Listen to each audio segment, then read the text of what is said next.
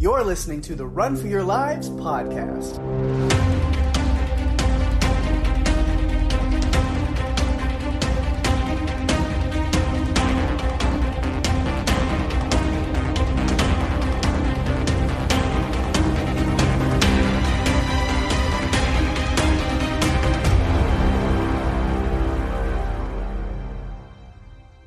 Hey everyone, welcome to the show. I'm Daphne. And I'm Pake. And this is the Run for Your Lives podcast. This episode, we're covering part one, just part one, of the 1990 psychological horror miniseries, TV miniseries, It. Co-written and directed by Tommy Lee Wallace. It originally aired on ABC, November 18th, 1990. And yes, like I said, we're doing part one of the 90 miniseries as part one of our four-part double dip, quadruple dip, It-tober, the super fun Run for Your Lives special event that has a terrible name. No, I think it has a great name. Mm-hmm. Of course, I could, since I didn't come up with it, I could hate it if I wanted to, but I don't. I like it. I think it's cool. So yeah, we probably, it's funny because how time works, it's all out of whack the way we record feedback and things. So we haven't recorded last week's feedback as we're recording this, but I'm going to assume we've probably already filled people in who listened to that last week, what we're doing. But again, if you didn't listen to that, then what we're doing is these next 4 weeks, starting right now, today, every week in October, we are covering It, an It movie. We're splitting up the 90 miniseries into the two parts as the two episodes that they did. And then we will do Andy Muschietti's It and It part two, chapter 2. So that's going to be fun. I think it's going to be really interesting. We will be very well versed and bogged down with Deadlights and Pennywise and all kinds of Losers Club goodness. So We definitely will. Well, in addition to It, we also have a very special end of October special on October 31st. We may have done this the past 2 years, and we kind of have to do it again because this is the end. Mm-hmm. We're going to be covering Halloween Ends. That episode will be released on Monday, October 31st. Yeah, we started Halloween on Halloween because that was like a random day that we usually don't record, I think. And then it lined up to like release it on the 30th last year. So it was kind of close enough. But yeah, when we talked about it and I thought about it, it's like, it's the last part of this like series, this kind of trilogy of these movies. We got to do the Halloween release. It just... We do. So yes, I know last week we finished our season and we usually go on a break after season, and we will still take a little break, a little season break. But after the first 5 episodes of this new season of season 5, technically we're in season 5 right now. You're going to get like the first 5 episodes of season 5 and then a break, and then we'll come back for season 5 because it's October, a horror / monster movie fans' best favorite month. So we can't be gone in October. We're going to push it back another month. No, we'll be taking some time off in November and gearing up for the remainder of season 5, getting some things worked out. And we'll come back in December, but we're not going to leave you in the month of October with nothing to listen to. Mm-hmm. We're going to be here with you to get through this month. Well, we'll spend the month of October with the Losers Club and Pennywise and Michael Myers and Laurie Strode at the end of it. So yeah. Sounds right. You guys, I think I've mentioned before that I'm playing Dead by Daylight, and Michael Myers is one of the killers in Dead by Daylight. And I would be lying if I said he's never put me on the hook or killed me, because he definitely has. It's kind of ridiculous. But it's a horror game, and I love horror, so it's not a problem. Right. It's just fun. A fun game to play with friends. Mm-hmm. But getting back to It, 1990, Part 1, I remember watching this when it was on. It's been a miniseries that I've watched many times. I have the DVDs, and I really, at the time, felt it was well done. It had a cast of familiar faces in it, and, you know, not just at the adult level, but at the kid level as well. So it was a really, you know, creepy but fun miniseries to watch. And so I'm glad we split this one into 2 parts, because I think where this piece ends is the perfect place to stop, so that we pick up and move on with part 2 next week. Mm-hmm. All right. Well, it's time to go ahead and jump into it. Of course, first you bring some fun production notes and things like that, kind of start us off, and then we'll dive into our usual character and story discussions. Yes, we will. It was filmed in New Westminster, British Columbia. Was adapted by Lawrence Cohen from Stephen King's 1986 novel of the same name. I have read the novel. It's been a really long time. I feel like I need to dive into it again, but it is a very long one. It's on my shelf. I own it. I just haven't done it yet because it's quite a task to undertake. But I do want to. I do want to read through it. Pake, you need to read it. Mm-hmm. Do it. All right. I'll set aside a 3-year mark of my life to spend just doing that.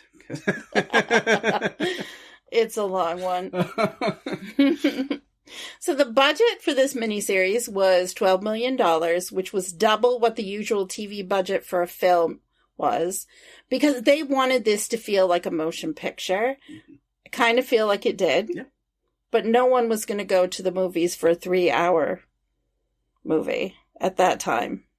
Having watched it quite a few times, I don't know what they would have cut out, because I feel like every piece of the story serves a purpose, and I would rather it stay as is. Yeah, and honestly, with what I mean, again, I haven't read the book, but I know a lot about it, and seeing everything that went into the newer versions, which we will talk about in a few weeks, they still definitely left a lot out in this miniseries.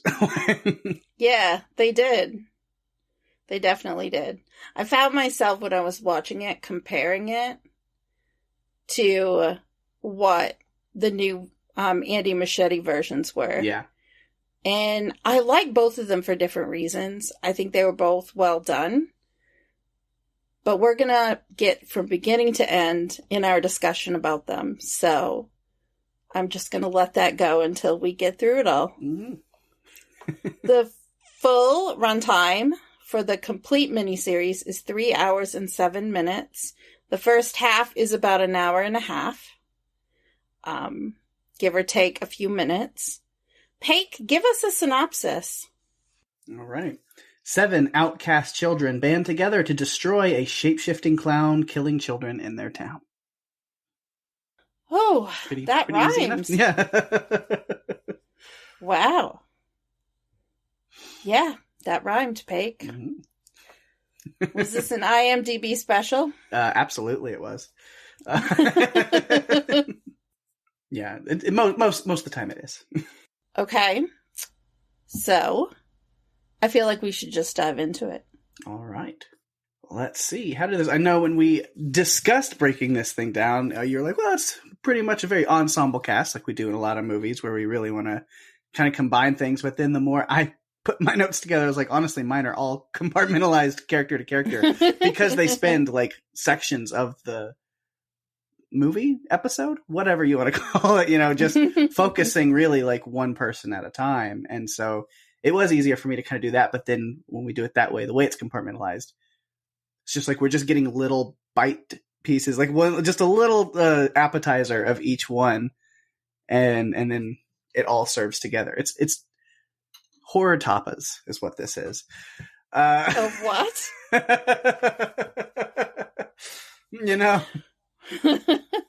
It's just a bunch of little small plates of horror that once put together, it's a full story, right? Okay, all it's right. a full meal to take in. Okay, got it.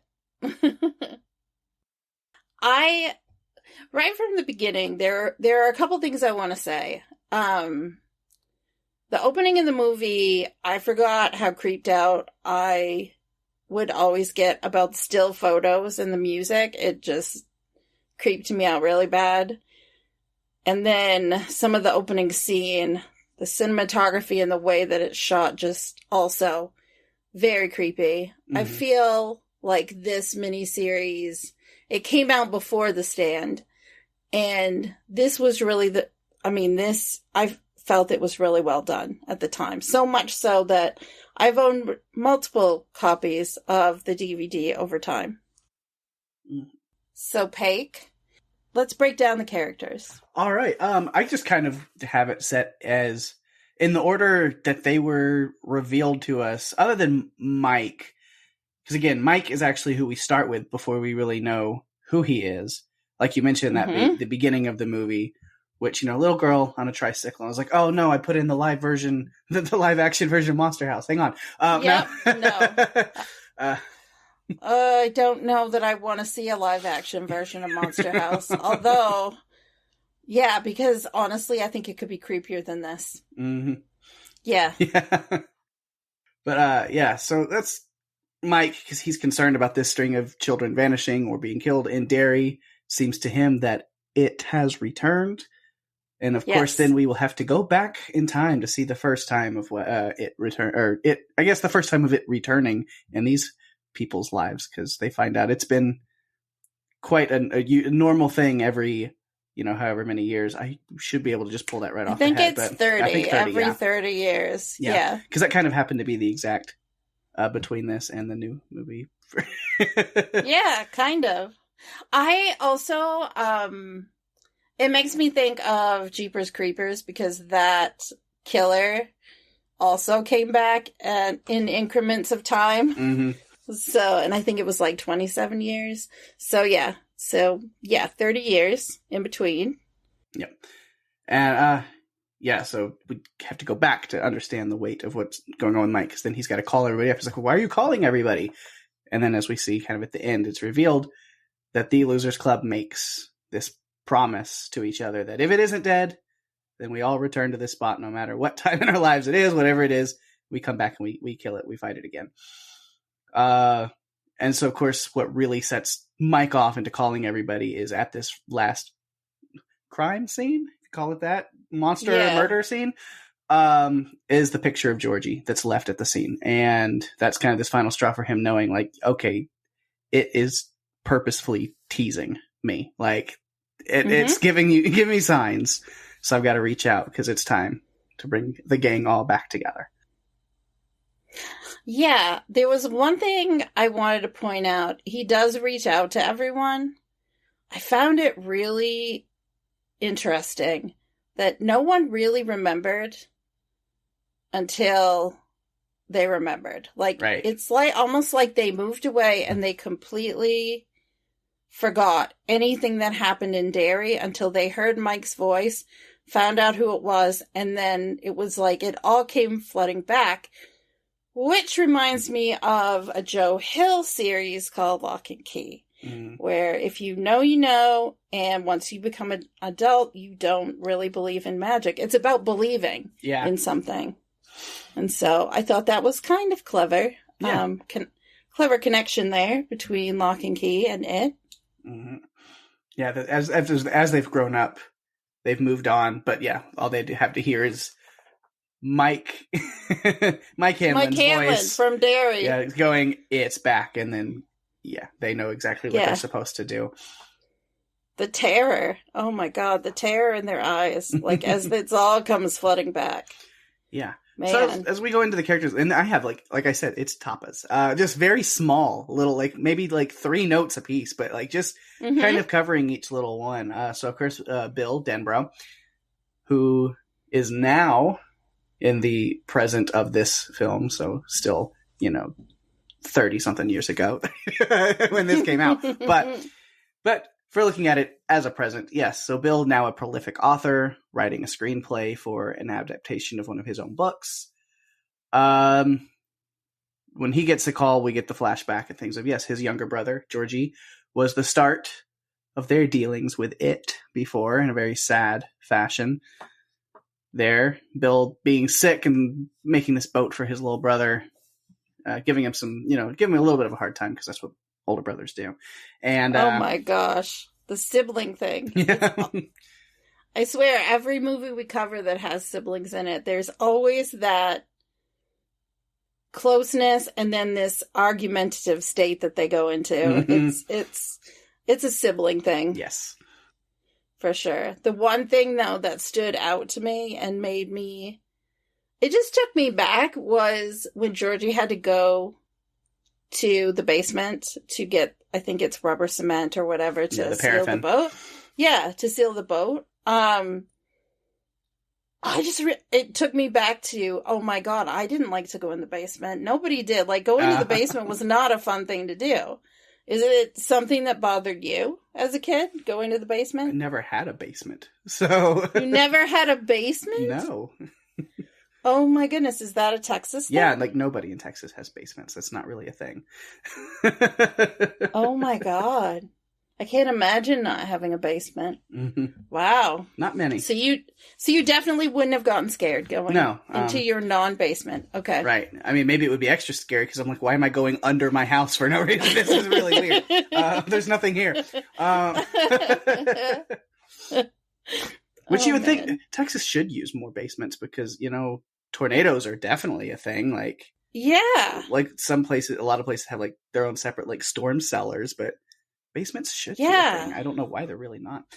Yeah, that doesn't really make a lot of sense to me. Mm-hmm. But I'm sure there is a very good reason why you don't have basements. Yeah.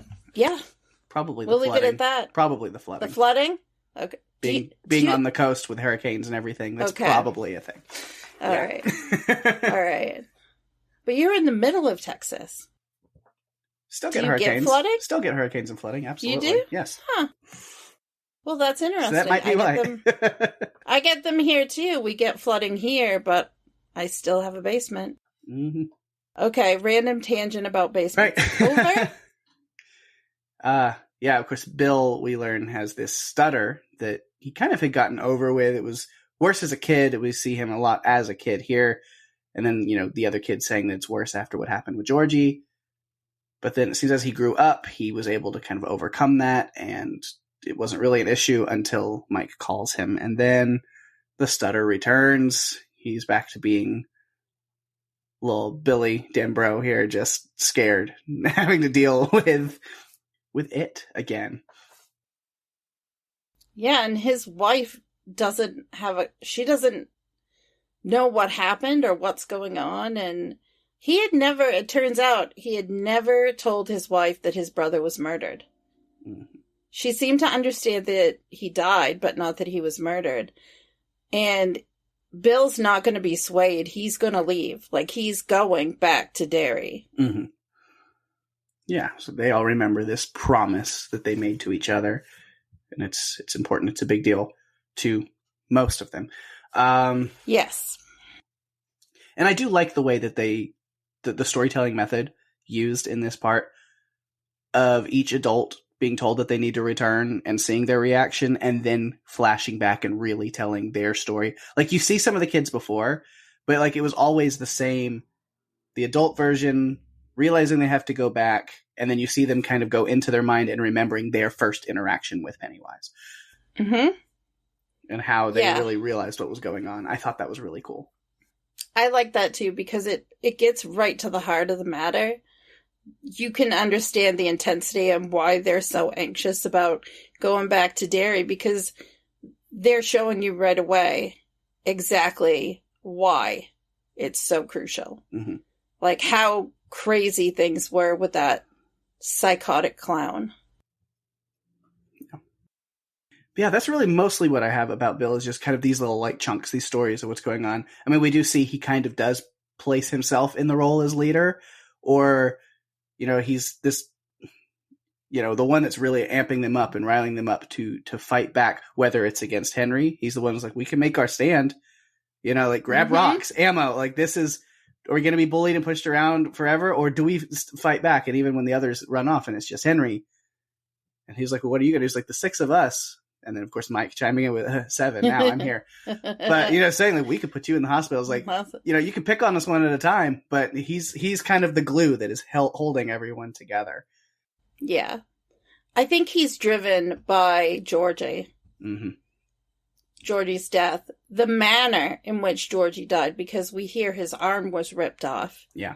I mean, this wasn't a hit by a car situation. This was just basically the child was destroyed.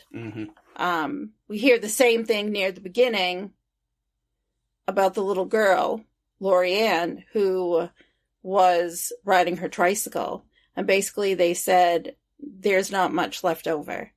So, I mean, this killer is pretty brutal and is not going to stop. Whether it's on this 30-year time frame or not, this killer is going to feast and feast until it doesn't. So, yeah. Next one that we really get is Ben Hanscom, which I totally forgot John Ritter was playing the adult Ben, and I got real giddy when that came back on. I was like, I forgot about him. He's so great. It was so good to see him again in this role. I mean, the way that they tell the story, you get to see this little bit of their life before. Yeah. And he's a successful architect.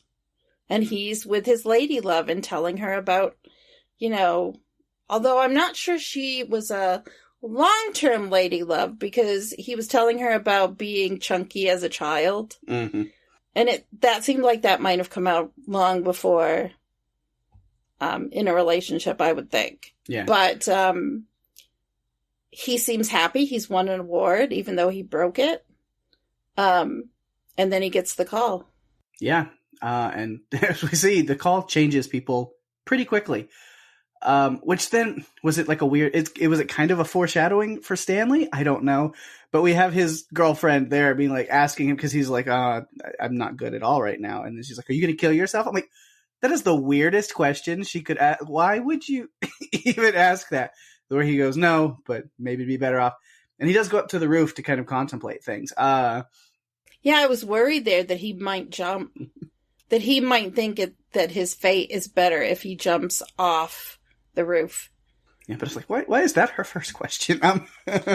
Yeah, I don't know. It's not good support. No, definitely not. But yeah, so we kind of flash back to Ben remembering his childhood and this specific summer and a little bit of school year before and after that summer of this year. Of course, that prick Henry Bowers just picking on him. Right from the start. Yeah. Bowers just has like a deal with having to really pick on the newest introduced character. Yes. Yeah, because he did it multiple times. He did it with Mike when we first were introduced to him the year he came into school there. Which he had been living there for a while, but like that was just the first time we see him. Yeah, so he deals with Henry, but then he also meets Beverly Marsh, develops a crush for sure.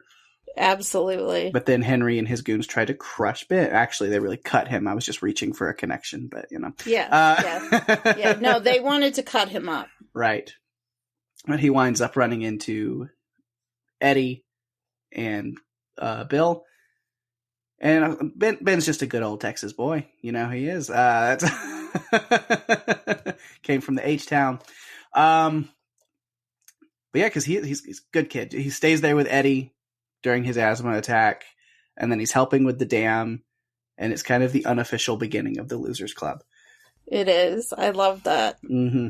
We get the little pieces. Because of the way they told the story, it just brings it all together. Not only are we getting the introduction to the characters, we're also getting the creation of the Losers Club, or Lucky Seven, which is what I prefer to call them, because I feel like they're pretty awesome. It also shows how, strength in numbers can be really effective. Yeah, we see Ben is staying with his aunt and cousin. Him and his mom are there because his father has passed away in the military, died in war, and his mom's struggling as a single parent now. And so they're staying in Derry with some family, and it's just like, of course you and your son can stay here, because I don't want people thinking my sister. He didn't know my sister's on welfare. How? Yeah, that was such an embarrassment for me. I was like, oh, good. Oh yeah, good way to love your family. You. Yeah, yeah. And the cousin talking about, you're only here because it's My mom says it's good Christian charity, and I'm just like, yeah. What about what you just said is good Christian behavior? I mean, really. Right, exactly. For heaven's sakes, you don't run around and say that. Mm-hmm. Poor Ben. You know, he's not a small child. He is chunky. But he seems like such a sweetheart. He writes Beverly this poem. Mm-hmm. He's quite the poet there. Your hair is like winter fire, January embers. I've always loved that line. I really have. And he drops it off to Bev for her to see. And it's like, Ben, those are the thinnest plants imaginable. That is a terrible hiding spot. What are you doing? Anyone could see you. This is not a video game where the tiniest cover is good enough for you. No, that would get you killed in Dead by Daylight, for sure. It's not enough coverage. I can see right through that. But she doesn't see him. Yeah, it works. She's oblivious to it, yeah. But I'm glad he does go to her after seeing her having a bad time, brings her into the Losers Club next. Which just... spoilers-ish a little bit. Hopefully anybody listening to these has maybe seen all 4 movies in a way that we're going to be covering. Because I was wondering, because you see this kind of moment, they definitely play a lot more on this moment in the newer movies, in Andy Muschietti's versions. But we have, you get poor Ben seeing the fact that Bev is crushing on Bill. That Bev has this thing for Bill. She even recites part of Ben's poem that he wrote for her, looking at Bill. And it's confusing in this aspect. It makes more sense knowing what the story really was. But, is she thinking that Bill wrote it? Because she just got to know him today after the fact of she got the poem. Yeah. So I was like, I don't think that's how that, because again, those kind of mild spoilers for the new versions. The timeline works a lot better for that misunderstanding to happen because she's already known Bill and then she gets the poem. So then it makes sense. Like, oh, she would think it's him. But she only really knew Ben at the point of getting that. So yeah. Well, I think that some of the kids did know each other from school because Ben was the new kid. Yeah. And I think there's a good chance she did know Bill from school. I'm sure she knew who he was, but she wasn't friendly with him really up until just that day. So. Yeah, no. Yeah, no, they were not BFFs. For sure. Mm-hmm. Which Beverly would be my next. If you have more to say about Ben, I don't know.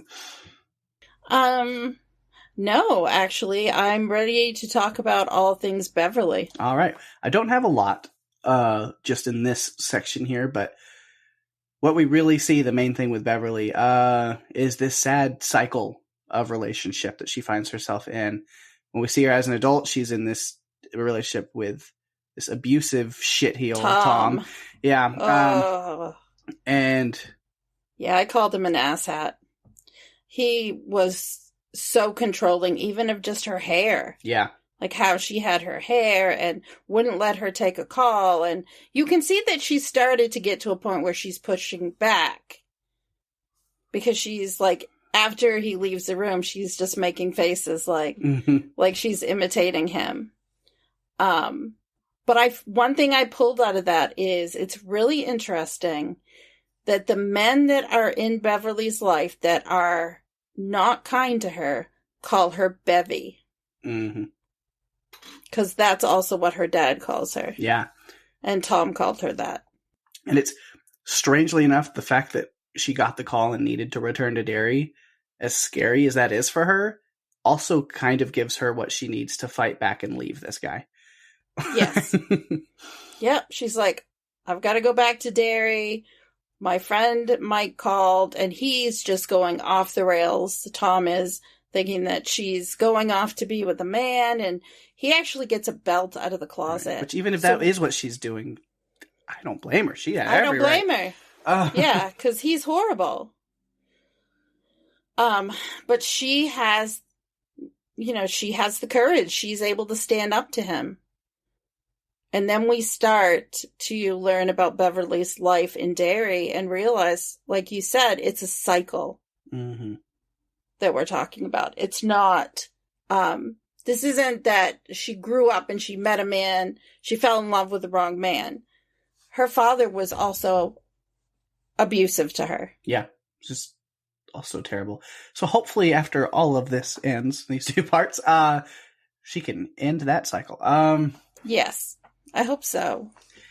And then, of course, the other scene that I really like to talk about with her, all the dead kids, right? The sink scene. Oh, man. It's always really great, and especially even with this one, the way that they do it. It's all these like practical effects and just creepy ideas. The voices, the balloon coming out of the sink and popping with blood. You get it kind of gurgling as Pennywise is talking. You'll die if you try to fight us, Beverly. Yeah. Yeah. Give it up.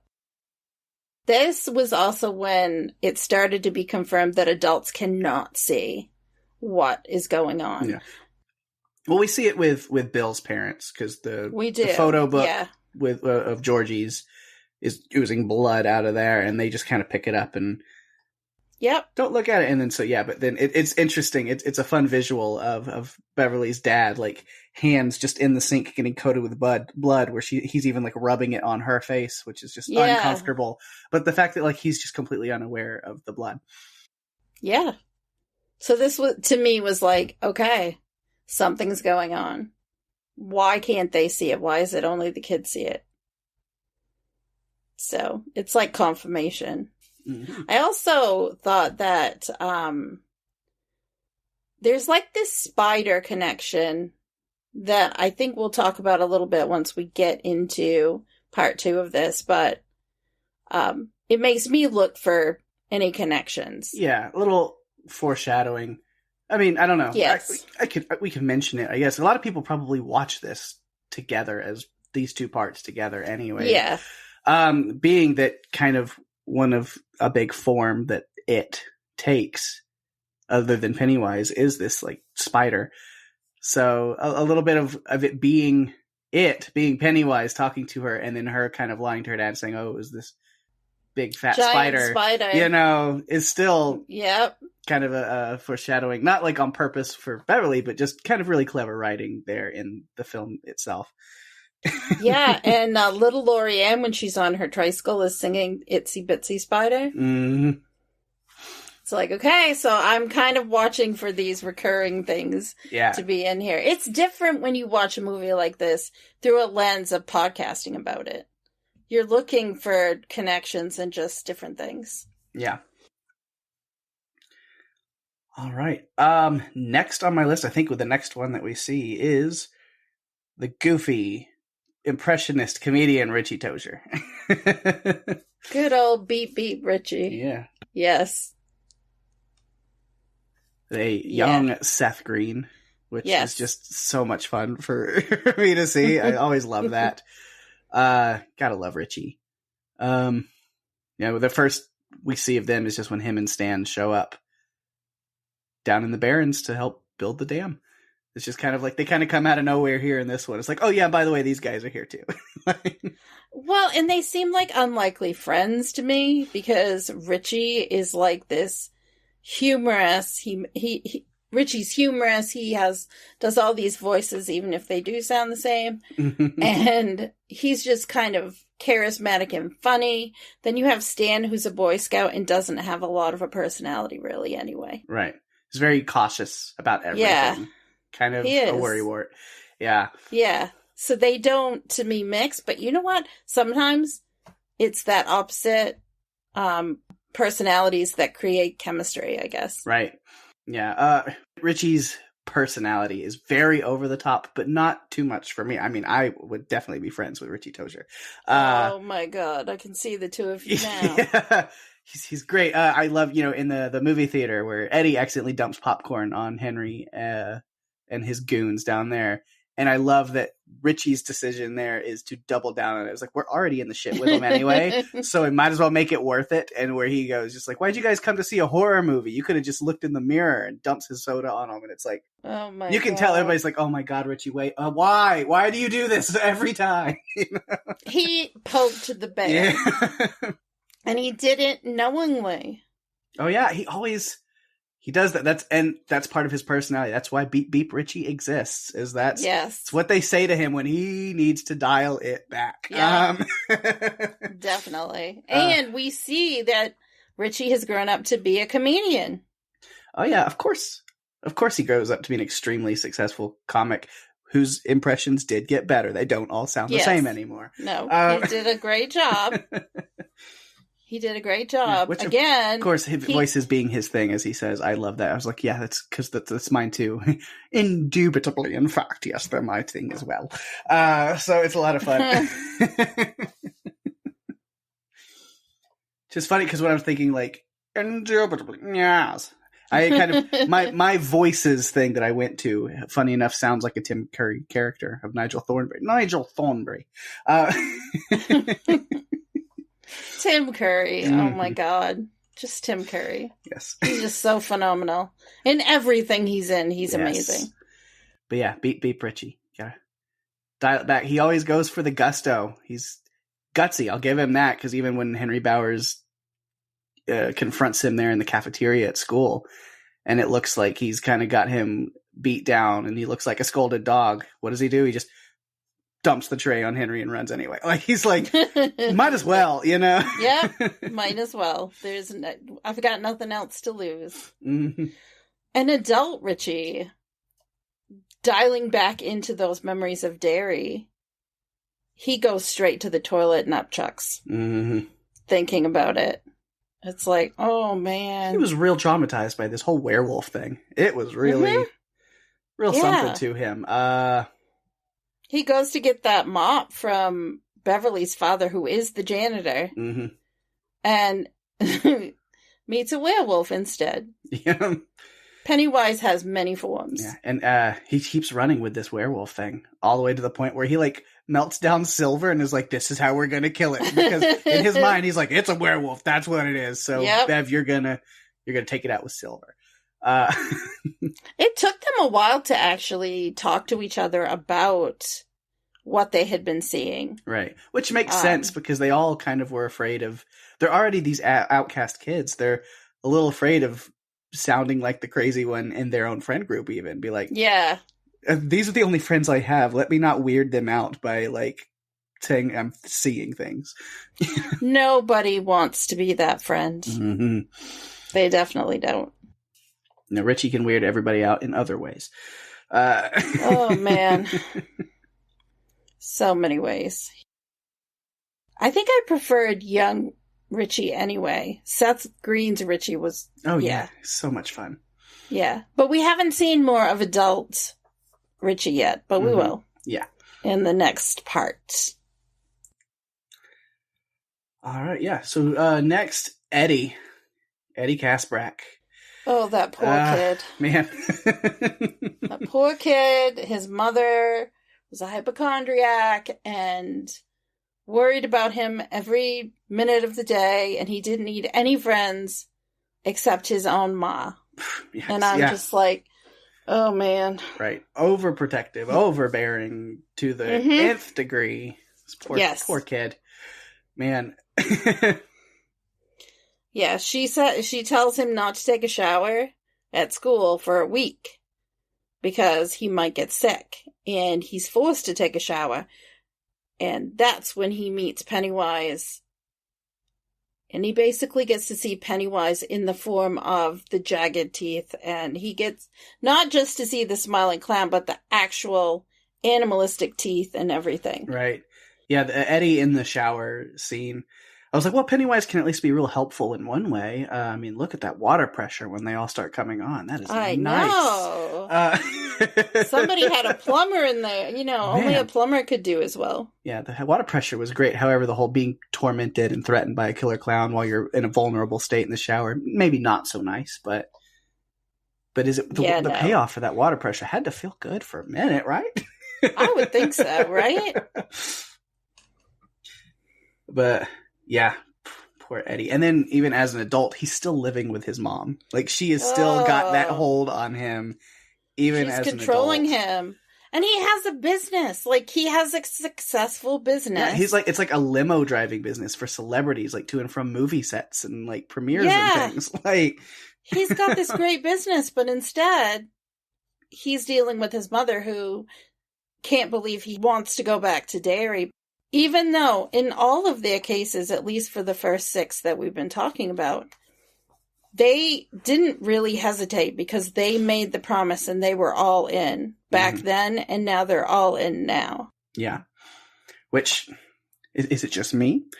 Or the other driver that he's working with, who is driving him to the airport to go back to Maine, seems to have a closer relationship with Eddie than just professional, maybe. Yeah. Or he's watching him leave, watching all of these things. And of course there's the whole subtext and string of theorizing and things in the books, and then even in the newer movies about the character of Eddie and his sexuality, and Richie, honestly. 1990 wasn't exactly an easy year for them to really show that much past this little thing here. But exactly. I think it was purposely very subtly slipped in there for somebody now watching in 2022 with a keener eye on those things to be like, Eddie, there's a connection there. Eddie, get out of your mom's house and go be with this nice driver. You clearly just need to be on your own with you two guys. Come on. He really does. I remember when I watched it this first time, and it was just like, can you please get away from your mother? You poor thing. She just tries to control you. Isn't it time that she got a life too? Like, you both got to have your own lives, but I guess her life is her son. Yeah. And we know that Eddie's dad died of cancer. Mm-hmm. So evidently she never remarried. She devoted herself to Eddie, and that's it. Very unhealthy way. Yeah. She's a bit too obsessed with him. Mm-hmm. I mean, if you look at what he put in his toiletry bag, I mean, it was prescriptions and inhalers, and how much of that did he really need? Because honestly, I think the poor guy probably just needed some anxiety meds. Right. It just made me want to laugh because of a line that comes up 2 weeks from now that we'll talk about. Well, you better make a note of that so that you bring it up at that time. Oh, I will definitely be. You know what? People aren't going to get, if you've seen the movies, you're going to get it. I won't give too much context, but for those who have seen all of the movies, we cover them, you'll know exactly what it is. And if you haven't for some reason and you're going through them with us, then you'll get it when that happens. But yeah, it's a gazebo.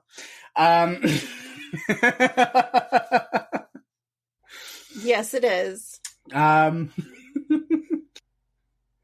Oh, there was one other thing that I wanted to say about Richie. This is something that was in my notes.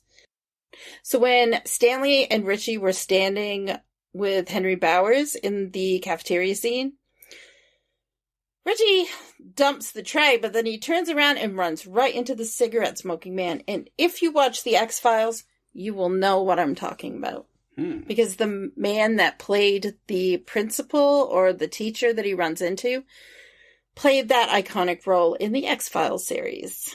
Nice. All right, which kind of, again, speaking of that scene, that the other character there, unless you've got more with Eddie. Again, not a lot of Eddie here.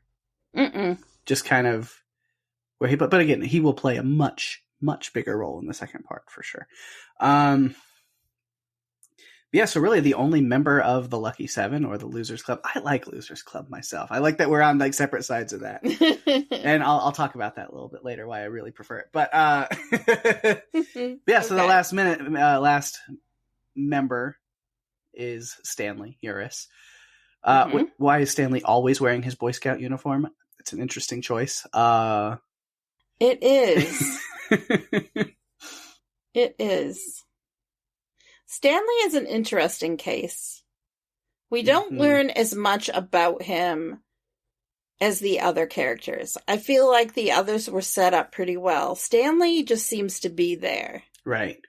Well, I mean, we see even as an adult when his reaction, obviously, to Mike's call. I mean, the whole thing with Pennywise and it made him a nervous wreck as a kid, as we see. But as an adult, he really just can't face the return. No. Yeah, I mean, he's always the last one in all of these cases where they're all like, well, we need to do this. Whether it's even believing that something is happening to begin with. It's, just not possible, right? Except when, with his own eyes, he sees Mike's portrait book, and clearly at that point then has to be the last one to just accept, yes, okay, fine. It's real. Yeah. I saw it. He doesn't want to. He fights it until the bitter end. He does not want to accept that anything that's illogical and can't be easily explained would be happening, because he's just a logical person. Yeah. I think he also has this fear of being left out. Mm-hmm. So it's funny that as much as Eddie is kind of hypochondriac, really more his mother is, but then in the newer ones, again, I reference them a lot, assuming people have seen them, but it's not super spoilers. I mean, I think Eddie is more hypochondriac himself in the newer versions. But again, a lot of it is because of his mother just kind of rubbing off on him that way. Stanley's not necessarily hypochondriac, but he definitely is anxious. Mm-hmm. A lot of anxiety, and fear. He's not the most courageous kid, and no, definitely not. He's the last one to want to fight it. Mm-hmm. But when everybody else does, he also has this fear of being left out. So when the whole rest of the gang's in for it, he's like, well, yeah, then I'll join. He doesn't want to go down into the sewers, but because everybody else is, he's not going to be the one to turn around and go back out and be alone. Right. So, he's going to do it because everyone else is doing it. To where even at the end, where they all make this promise to return and fight again if it isn't dead, and comes back, and Stan is the last to swear. And it's very half-hearted. Mm-hmm. It's just, he's under pressure of being the only one out. So he makes that promise too. But then when the time does come, he chooses to take his own life over returning to Derry. It's that fear ends up winning over him. And he writes in blood on the wall, it. Mm-hmm. Which, man, I did notice, when they're down in the sewer fighting and dealing with, it is coming in all these different forms to try to mess with them. And it's just Pennywise that gets to him, that pulls him away. But you notice, as he's sitting there reciting this Boy Scout oath of, for a country and for, I'm watching his lips and I was like, he is definitely not reciting that Boy Scout oath. I'm not the best lip reader, but he's not saying what I'm hearing. I just made me wonder if something was changed or, there's certain things, and I don't know why they would make certain changes, but my guess I didn't look into anything, but it's maybe he was reciting a prayer or something while they were shooting. And then they went back and did ADR record, to have it be this Boy Scout oath instead. I mean, just given that the character is very strong Jewish religious background, I thought maybe that's what it was. But as I'm watching him, his lips moving with this oath, I was like, yeah, that doesn't line up. That's not what he's saying. Yeah, no. I didn't notice that, but I'm going to have to watch that piece again to see how that doesn't match up. Uh-huh. Yeah, I had a couple of other notes. One thing, not a lot in this makes you laugh, but there was one point when Mike is using his photo book to tell the story of the settlers who disappeared and the other pieces in the classroom. Henry Bowers is being a smartass, and the teacher, and you can tell this is a different school year, because the teacher says, Henry, how many years will you be in here with me? Mm-hmm. Yeah. That's the beginning of the next school year. But of course, she says that, but it's the same teacher that, Richie was also in there, and Bill was also in there. It's I know. All of the kids are back. He's I don't think they all failed. I don't understand. No. It's kind of a weird... I don't think so either. Didn't really think that one through. But I'm starting to think that maybe Henry Bowers has just been in there for a few years. He's the Nega Eddie from Stranger Things. That could be. Where he keeps getting held back, but he's not actually a good person at heart. Yeah. Yeah, definitely. No. Henry Bowers is not. We don't get to see much of Henry outside of him tormenting everyone else until the very end when he's got the bright white hair. Yeah.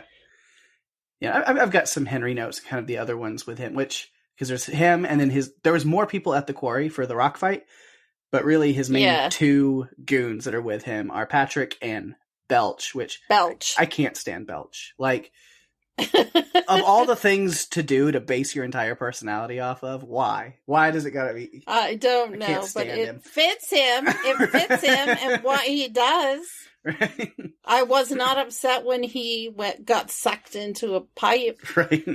It's like, okay, thank you very much. Goodbye now. Mm-hmm. Said he's always picking on the newly introduced characters, which I was like, don't be a dick to Mike. Definitely don't be a racist dick to Mike. Stop it. Yeah, no, they were. There was language in this film that I was just kind of like, oh. Mm-hmm. Yeah, things have changed a lot since 1990. Yeah. Even that word is used in season 1 of The Walking Dead, 2010. Think about that. Yeah, I know. So 12 years it's changed. Right. So crazy. But yeah, Henry does tie into, I mentioned, I teased a little bit earlier, talking about why I prefer Losers Club. And I think, when Bowers chases Mike to the other kids there in the quarry, and then he's talking about them, and it's Henry Bowers that pins the name, the Losers Club. He calls them that, but then they go and call themselves that. And I love it that they owned it and made it theirs. They're like, sure, that's what you want to call it. It's like, we know we are a bunch of losers in the eyes of a lot of people. We're a bunch of outcasts, but we stick together and we're strong because of that. And so I do like that because it's them taking something negative and being like, hell yeah, let's just embrace it. Okay, I can hear your point. It doesn't mean that I agree with you, but I do understand why you think that way. That's cool. Right. I'm looking at it from a positive perspective, I guess, and I just think Lucky 7 is, I don't know, it's just, it's more positive. Yeah. But yeah, with them fighting back under Bill, like I said, Bill hits Henry with that rock. You're going to get a surprise. You're going to get such a surprise. It's like, ooh, is it pie? I hope it's pie. I really hope it's pie. No. No. But we get that leadership from Bill. I mean, he just, he got them all Bill got them to get the stones to fight back. Mm-hmm. Rock and fight. I love that. And the winner is the Losers Club. I love that he did that, though, because that's the sign of leadership. I mean, we get those little pieces throughout this, and I think they do look to him. Mm-hmm. And I have a feeling in the next movie we'll see who gets looked to as the leader going into this next battle with Pennywise. But I think Mike also has held down the fort. Mm-hmm. In Derry all this time, kind of monitoring the situation. Yeah. And waiting to see if it came back because he's got the proof in that book. Right.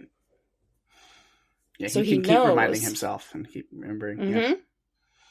But they're all over the place. The rest of the kids grew up and moved away. And they all forgot because they were far away from Derry. Probably didn't even think twice about going back, although I wonder if any of their parents are still there. I mean, why didn't they go back to Derry at any other time? Or if they did go back to Derry. It's just, we don't know. Yeah. Yeah, I was just talking about just Henry following them down into the sewers because, of course, at least against them. But, only other notes. I've got a whole thing on just it and Pennywise. We have our kind of monster notes, but I don't know if you have anything with that. But I have a few. But I've wrapped up kind of the human characters of this here. Just talking about Lori Ann at the beginning. So that first thing, where she's hearing those creepy sounds and she looks up and I like the look on her face. It's like, what are you laughing at, Laundry? It doesn't go so well. Not at all. No. And then poor Georgie after that, of course. A lot of my notes with Pennywise are kind of just his way of tormenting or what things that he does here. Georgie losing the boat down the storm drain, which, what did you expect? I know. You could kind of see that coming, right? And then Pennywise being there, just being extra creepy with his, they all float. And when you're down here with me, you'll float too. You'll float too. Oh, man. It's great. Who can see a red balloon now and still... Right. Well, it's yellow. They're yellow in this one, by the way, which is interesting. Yeah. But I still think of red balloons. But yeah, Bill Skarsgård made red balloons more terrifying, for sure. Yes, he did. But yeah, of course, this version being made for TV saves us all of the graphic, gory details. Not so much when we get into the newer versions. You'll have to wait for those, though. You don't really have to wait. You can watch those whenever you want to. You're free human beings. You can do whatever you want. But for us to cover those, you'll wait a few weeks. Yeah, of course, the opening of the movie with the portraits, and then we see that it, and I refer to it. I know there's people who be like, "Who's Pennywise?" But it's kind of a incorrect correction that people make a lot. Like, if you're talking about the clown, then yes, clearly Ed is Pennywise. I used to work at a haunted house, and I was a clown at a haunted house for a lot. And then that was something when people would say, "Oh my God, you look like it." Then you can make that correction of like, actually, you're thinking of Pennywise. But but the entity itself, yes, is it, because it takes on many different forms. Whether it is Pennywise, kind of tends to be its favorite. But we mentioned the spider, we have the werewolf, it plays off of the greatest fears of its victims. So really, it can take whatever form it wants. It has certain forms are favorite. And then, of course, we see the deadlights, which is what takes Belch through the tunnel, and Patrick goes bye-bye, thanks to the deadlights. And deadlights go after Henry as well, allowing Stan to escape. The deadlights are the true form of it. Yes. Looking directly upon them will cause a person to go fully insane, as the human brain is not capable or able to comprehend what they are seeing. We see how it affects Henry. It scared his hair white. Right. It knocked the brown out of his hair. It knocked the highlights out of her hair. No, I knew if I said that, where you would go. Yeah. But yeah, he loves tormenting the Losers Club through pictures, photographs. We see that a lot. Georgie winking at the grieving Bill, and then the pouring blood from that portrait. Of course, then with Mike's portraits and things coming up and threatening them all, mimicking their previous interaction with Henry recently. "I'll kill you all." So creepy. Yeah. It was real fucked up of him to appear to Ben as his father who had died. But then, that was the first time that we got to see him kind of as the hallucination or the creature, the form he took, and then he transitions from that form to Pennywise. Yeah, which I like how it's kind of a little slower, where it's still Ben's dad in uniform, but now he has the little puffballs on his chest, and now he's holding a balloon, and then it kind of yeah. I like how they did that too. And then this like mossy skeleton that climbs out of the water at Ben's feet and is also saying that you'll float too. It's different forms. I like. He's only the clown form, only Pennywise in the shower with Eddie. We talked about that. And then the deadlights, like I mentioned. I do like the Losers Club defeating Pennywise, at least for now.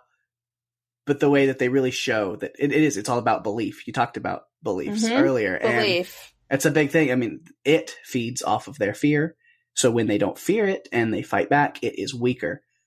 And then belief is a big thing. Eddie telling it that the asthma medicine was battery acid, and so it behaved like it was being burned by acid. They had a strong belief that silver would work to kill it, so it did. Like, at least was able to help them beat it for that time being. Maybe not kill him, but it definitely won that battle. Did some damage for sure. Yeah, broke a hole open in its head, and the deadlights came out. Mm-hmm. Yeah, those are my notes that I've got. Yeah, I think it was Ben that mentioned that it feeds off their fear, and that it goes into their heads and figures out what they're most afraid of, right? And that's what it fights at them with. I think we've done all of my regular notes. I do have some notes about other things, but they're under behind the scenes. All right. Well, I've exhausted my movie notes, so I'm ready to move into that if you are. All right, I am. So only one TV adaptation of Stephen King's books had been developed prior to it, and it was 1979's Salem's Lot, which was directed by the master Tobe Hooper. There were lots of changes in between when the series was announced and it started filming. Originally, it was going to be an 8 to 10 hour series with George A. Romero signed on to be the director. That could have been really interesting. Couldn't it? Yeah.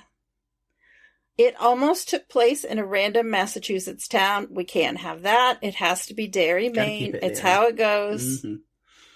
Romero had a conflict as he was working on the 1990 remake of Night of the Living Dead that he did with Tom Savini, so he was not able to direct this one.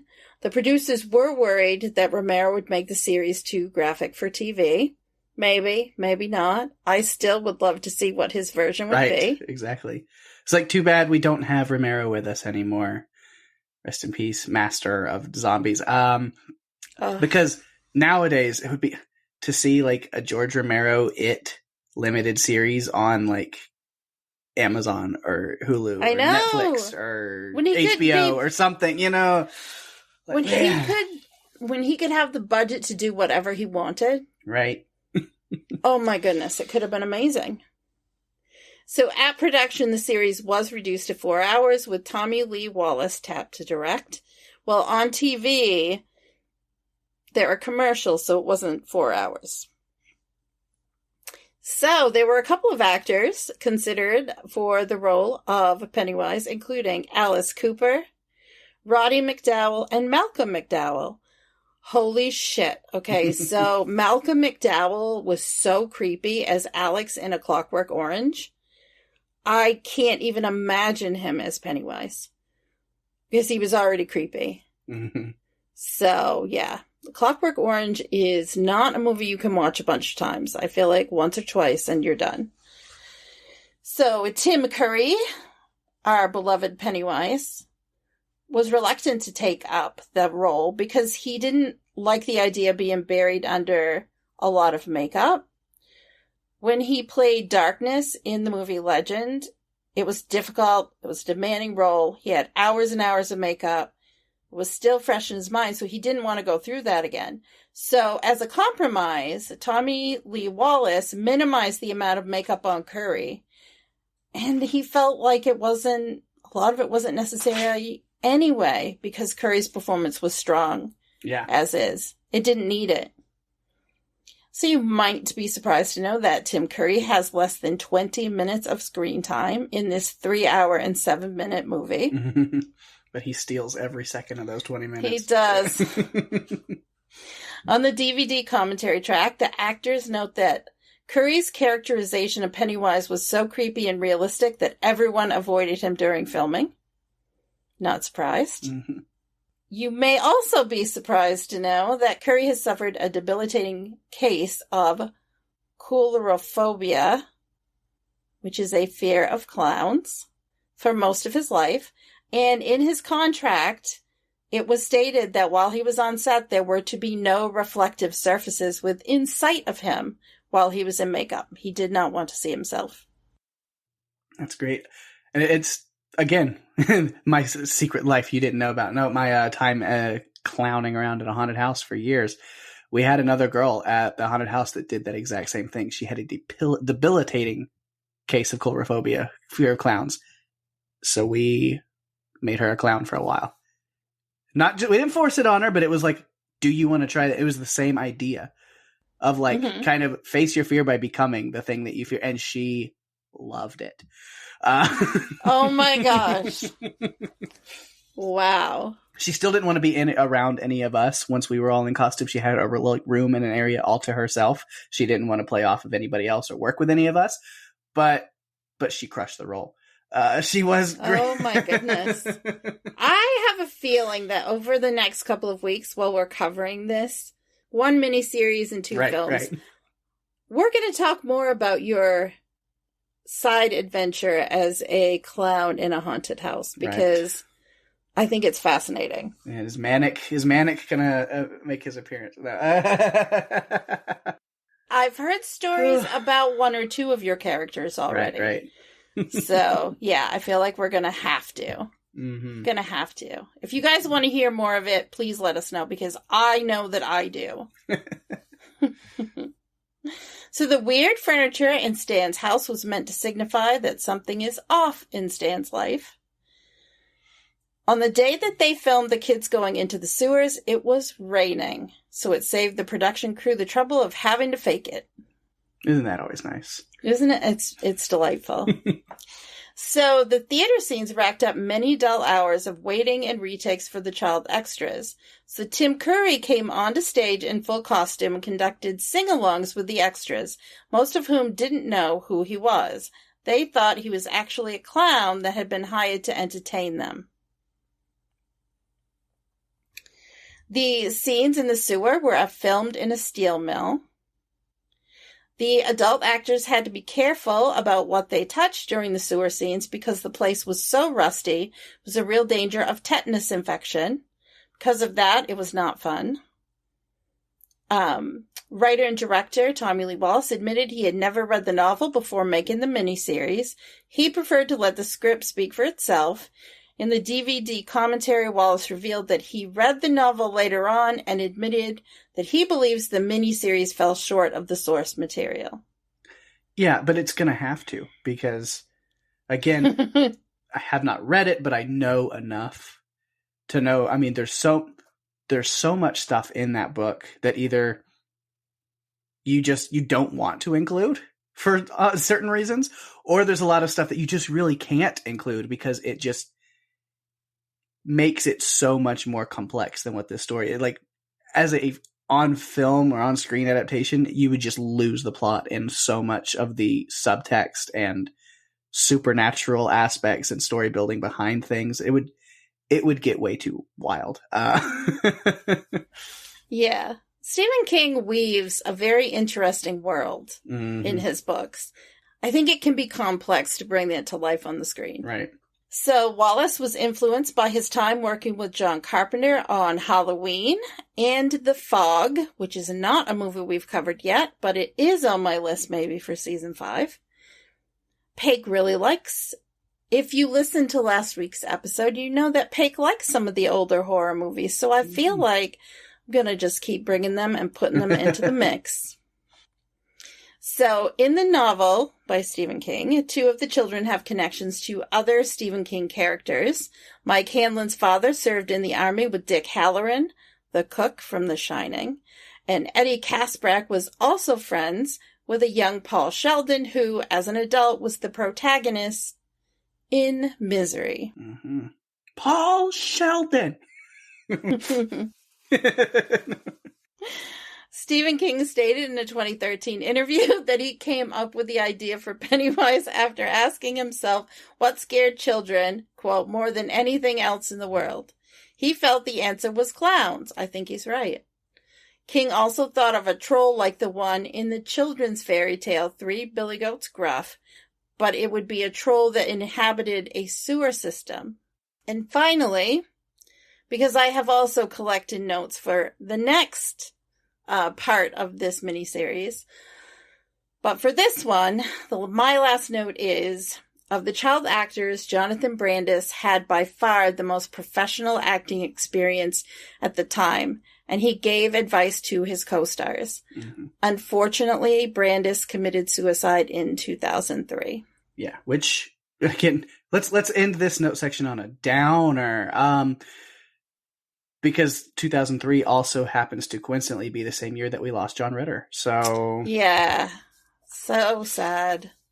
And the thing is, there are other actors from this movie who have passed away too. But we'll talk about that maybe next time. Yeah, because there are a few others that. So to wind up on a maybe better note of that, the fact that it is good that Brandis was kind of the leader of the group in the movie, in the show, as Bill. Yeah. But then also as the actors, he was kind of the one really writing them and holding them together too. I think that's cool.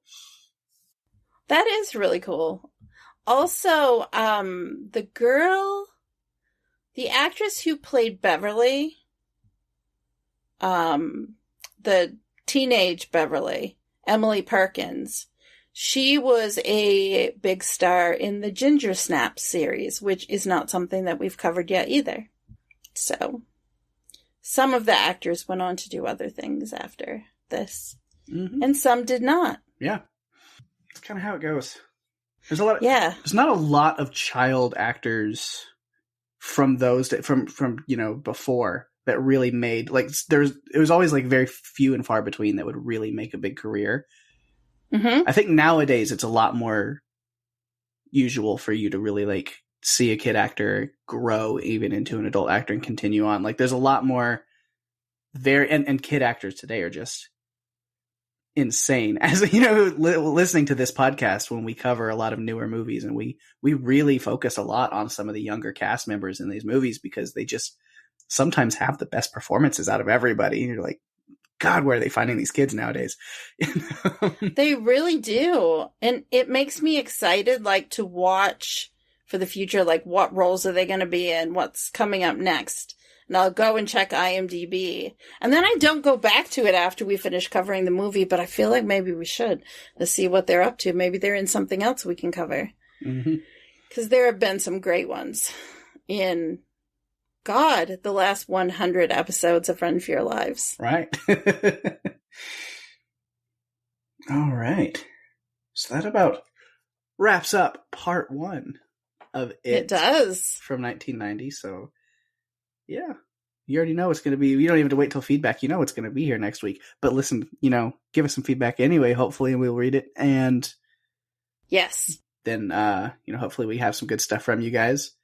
And you got to know what's going on elsewhere. And then you got... thank you. Feedback phone interrupted me from just rambling on. That's good. All right, let me go get that. All right, we do have some feedback this week. Man, the feedback phone was doing some work. We've got a lot of good stuff this week. I love it. It's a good thing we invested in it. Right.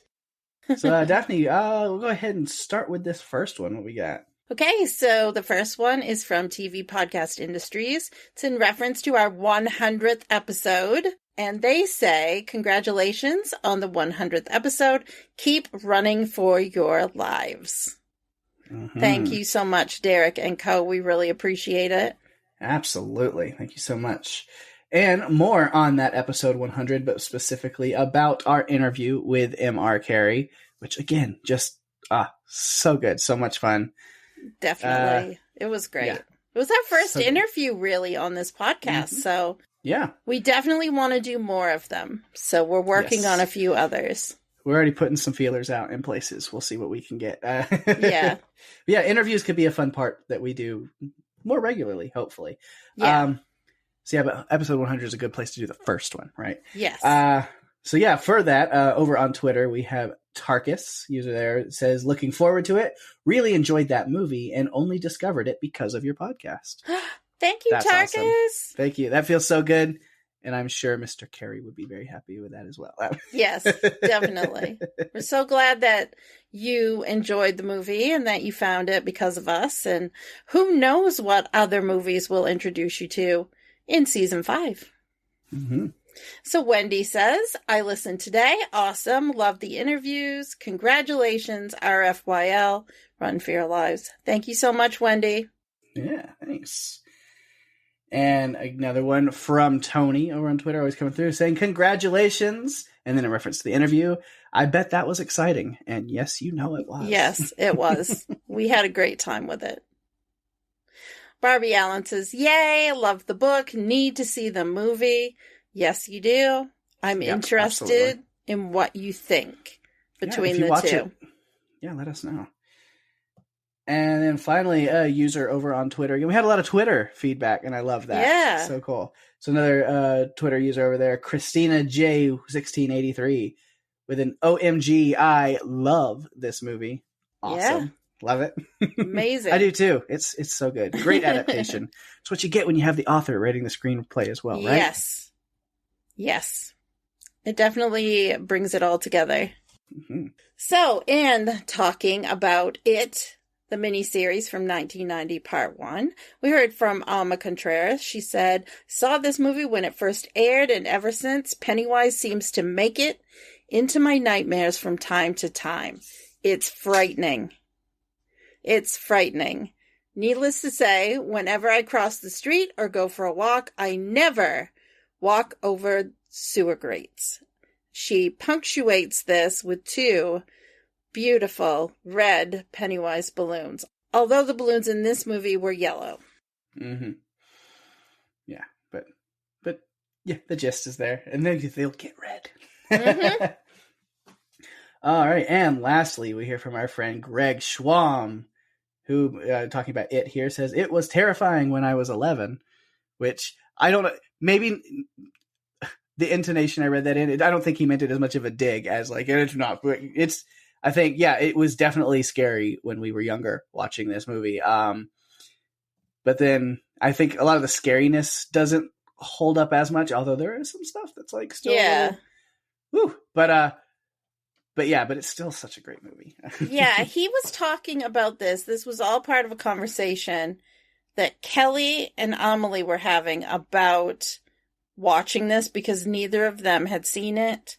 Alma kind of started it by talking about Pennywise a bit, and then Greg chimed in with his notes about watching it when he was 11. Mm-hmm. It was effective then, huh? Yes. So then, even though it's not official feedback from Kelly or Amelie necessarily on the movie, if you're listening to this, now that we're talking about it, it's a good time to watch it. Yeah. And it's October. Mm-hmm. It's a great time to revisit or explore scary movies and new ones that you've never seen. Yeah. But if you'd like to submit feedback to our podcast, you can do so by going to Facebook and visiting us there at facebook.com/runforyourlivespodcast. You can email us at runforyourlivespodcast@gmail.com. DM us on Instagram at runforyourlivespodcast. Tweet at us on Twitter at RFYL Podcast. And if you're enjoying the show, tell your friends. We're available on Spotify, Apple Podcasts, Stitcher, and pretty much all other podcast players, including YouTube, because people do listen to podcasts on YouTube. But you can go to runforyourlivespodcast.com for all the links that you'll ever need, and give us a review on Apple Podcasts, as that's the best way to share the love and get us out there even more. We really appreciate it.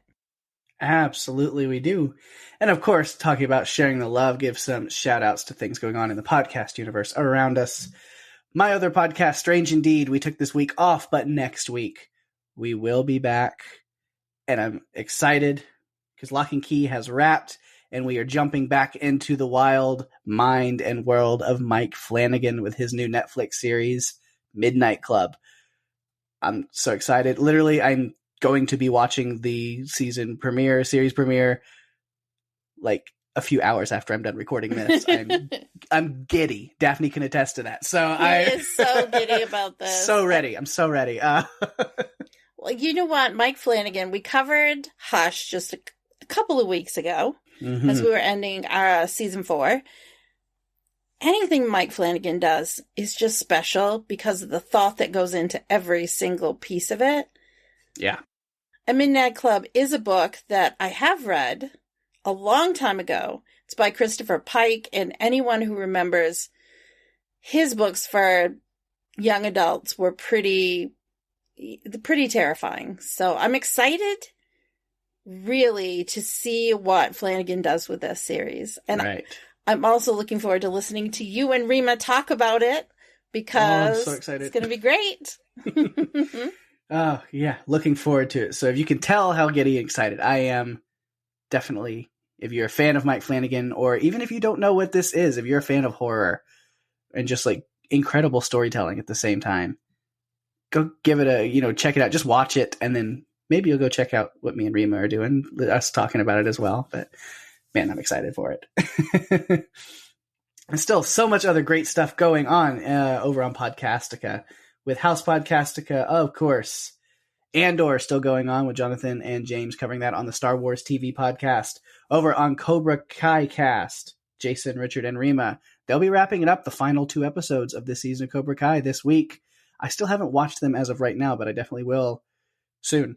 I'm ready. I don't know. Am I ready to let go of Cobra Kai again for another season? Oh, but it's been so good. It's a rough one when you have to let go of something that you really enjoy. But it will be back, so you don't have to worry. Actually, there is no confirmation on the next season of Netflix as of yet. I think they've been writing for it. They're planning on doing it, but Netflix has not pulled the trigger on a confirmation for season 6 yet. Oh, boy. But Cobra Kai is such a big cash cow for them. I don't see them canceling it just out from under the rug, you know? So wow. We'll hold on to that. I'm sure they'll be back. Anyway, Cast of the Rings, covering the Rings of Power. Anwin and Penny covering that. And then Penny's also working over on She-Hulk cast with Greg. She-Hulk has been so good. Of course, the penultimate episode they'll be covering this weekend was a great one. If anybody, I don't want to spoil things, but if you're fans of other great superheroes, there might be a fun cameo. And that's all I'm going to say, because I don't want to give anything away. But if you know, you know. Of course, Dragon Cast, Rima and Kristen crushing it on House of the Dragon, which has been crushing it as a show. Just incredible. And they are really going full in-depth, nerding out books. They've both read the books. They have Rennie come in and talk books with them. This week's episode is like 3.5 hours because they're just diving into everything. I don't know how they have the time and mental capacity for so much Westeros goodness, but it is kind of easy when the show is this damn good, right? Well, I think the show moves very quickly and has moved quickly. So the first part of this season, I feel like there's a lot to dig into with it. Like there's really deep places you can go because a lot is happening and it's good to be able to talk about it, you know, and how did we get to there from here or from here to there? Like how we're going and transitioning through this entire storyline so quickly. So right. I appreciate that. Listening to this week's episode, again, no spoilers and storylines, but if you know, if you've watched, did they somehow make me realize while I was driving today, listening to it, go, oh my God, I think I like Aemond right now. How did they do that? I don't know, but we'll see. Yeah, there's something I could say, but I don't want to spoil anything for people who haven't seen the episode yet. All right, on Sandman Cast, of course, Mark and Jamie covering Netflix, The Sandman, breaking that down episode by episode. And lastly, I save it to last because there's somebody else here who can plug it as well. Handmaid's Tale is still a truckin'. Oh, man, yes, it is. Yeah, me and Jason and Wendy are still diving into it. There's just so much going on in this dystopian universe. And I'm really looking forward to what the rest of the season holds because the first half has been pretty exciting. Yes. And then elsewhere with other podcasts, The Walking Dead cast, of course, is back. The Walking Dead, the final season, season 11C, the final chunk, the last episodes of The Walking Dead are here. So, of course, their episode is up for the return of The Walking Dead as we are counting down these last 8 episodes. And, of course, with the episode, was it 17 or 18? 17. 8? 17's out now. And then 18 drops this weekend, and they will be doing the live stream, little quick conversation over on YouTube on the Podcastica YouTube channel. So go check that out.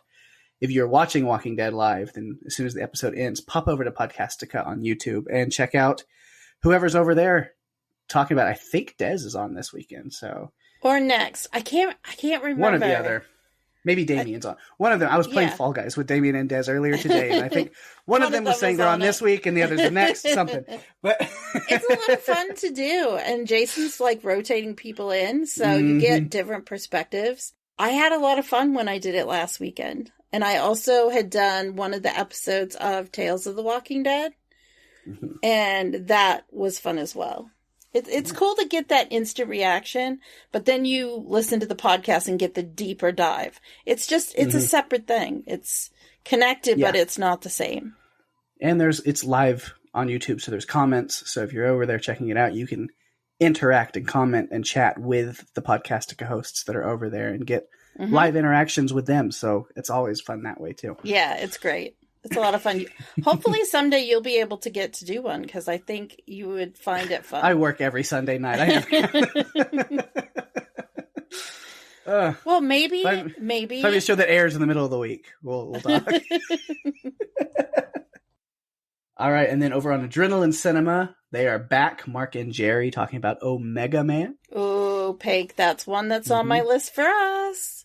Yeah, and that is not Mega Man, the Sega character with the rocket for the arm, and that is not Kenny Omega Man, the wrestler. That is just Omega Man, the action movie. It's a post-apocalyptic action film. It's Charlton Heston. It's from 1971. It's just... It's an adaptation of a Richard Matheson novel. So yeah, go check that out. And lastly, of course, TV Podcast Industries, the hard-working, incredible, talented podcasters over there who are working on so much, still running through She-Hulk, Sandman, and Rings of Power over there. So go give them some love. Absolutely. But then lastly, do I really need to ask you? I think we've already talked about it like 4 times. Like, we've made it very clear what our plans for this month are, but in case people have forgotten or just like skipped to this part randomly for some reason, what is happening next week? Well, next week, we are going to continue our visit in Derry. We're going to check in with the adults that we covered in this episode as preteens or teens. We're actually going to check in with their adult counterparts when we dig in to part 2 of the It TV miniseries from 1990. So continuing It-tober with part 2 of what we just talked about. So we're continuing. Yeah, looking forward to getting these out there. It's so fun to cover Stephen King, because we really haven't on this podcast. Right. So this is our introduction. And with that, we've reached the end of this episode. Thanks, everyone, for listening. I'm Daphne. And I'm Pake. And if you have to run, you better run for your lives. Bye-bye.